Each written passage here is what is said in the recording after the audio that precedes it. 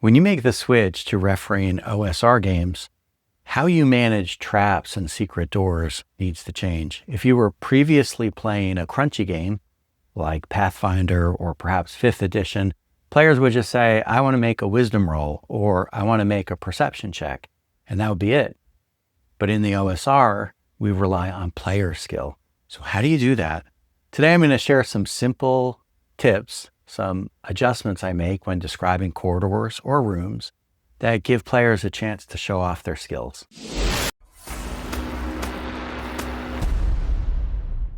All right, first some background.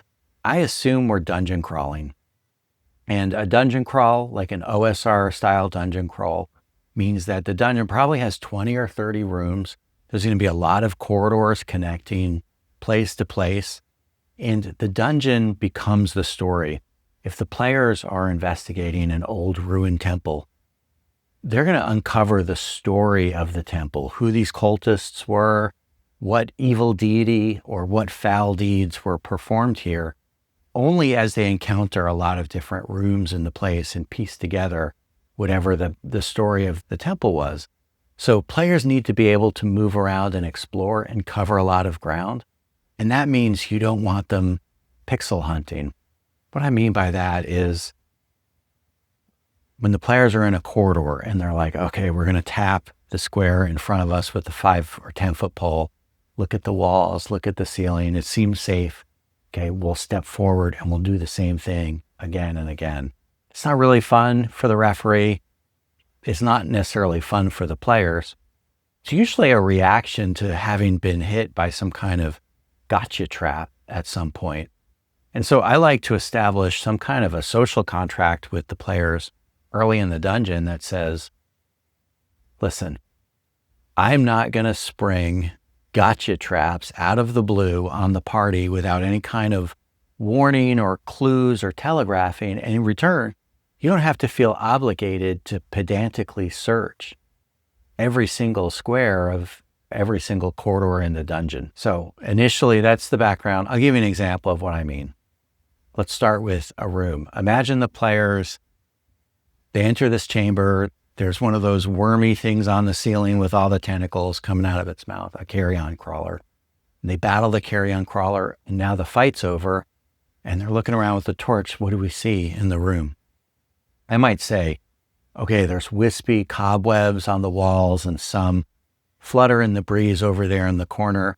In the opposite corner, you see a clutch of carrion crawler eggs, and then next to the nest, you see the glitter of coins and what looks like a sword lying there discarded. That's a pretty basic description of the room. There's 3 or 4 different points of interest that I called out. But knowing that there's a secret door in that room, I did actually provide a tell. In this case, it was the idea that, there's a draft in one of the corners of the room, and you can see that some of the cobwebs are blowing in the draft. That implies that there's a space behind the wall, like maybe an open space, like a corridor or another room, and that there's a crack or seam that's allowing air to come through.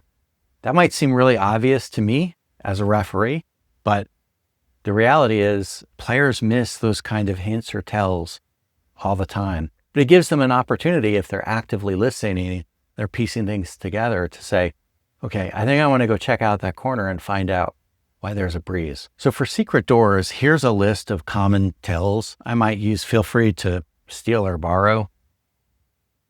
I like to do things like having some water or moisture drift underneath a secret door, implying that it came from somewhere on the other side of the wall, or scratch marks on the floor, or dust patterns that have been disturbed.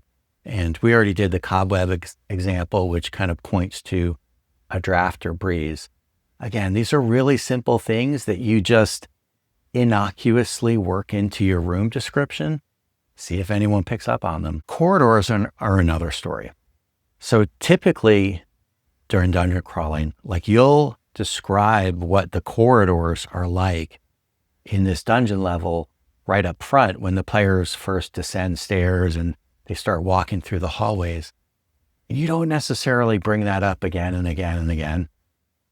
You do want the players to move around quickly through the dungeon with a sense of purpose. The descriptions of the corridors tend to be sparse, so there's a chance that the tells will be a little bit more obvious. That could be okay though. Here's a quick example. So the players, they're going down a hallway, there's a T intersection. When they get to the T intersection, you say something like this. There's a wall sconce straight ahead.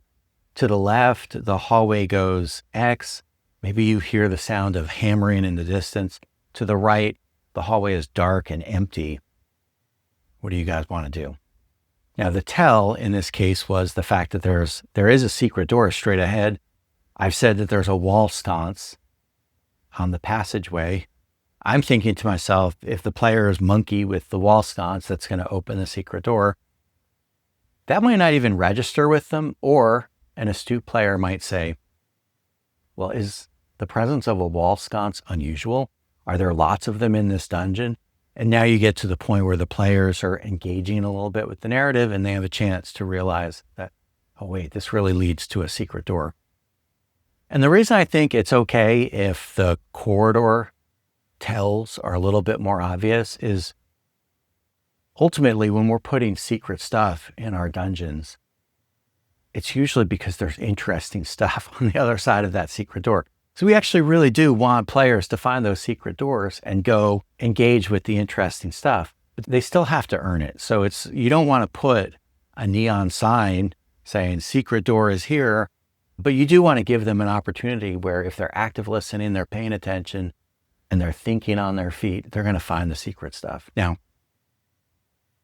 covered pits are notorious in corridors, and tells for these frequently are pretty obvious. This is probably the biggest opportunity you have for the gotcha traps that are going to turn your players into pedantic searchers.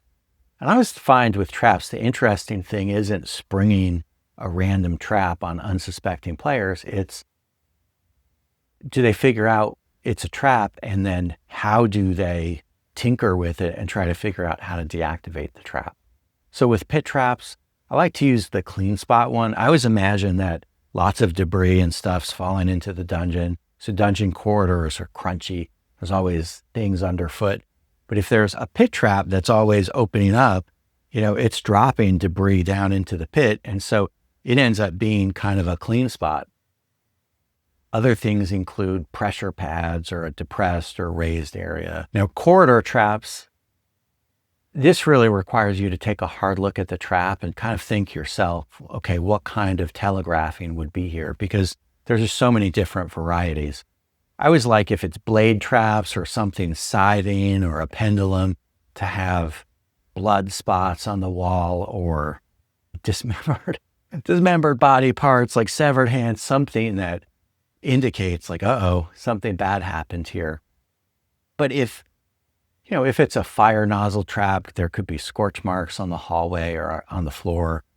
Poison darts could have pretty obvious holes in the wall that the darts come out of, and so on. So with corridor traps, you just need to think of a tell that, you can sort of introduce innocuously, but that ultimately gives the players a chance to put a halt on their progress and decide how they're going to try to get past this. And then lastly, for my ShadowDark folks, ShadowDark has this concept that if you're trained to do something, you automatically succeed.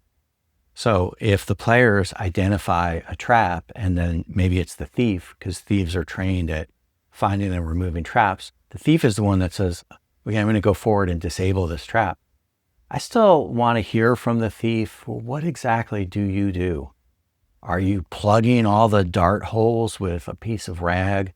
Or are you getting out a spike and hammer and blocking up the pit trap so it can't open? At least make the player talk through conceptually how they'll solve it.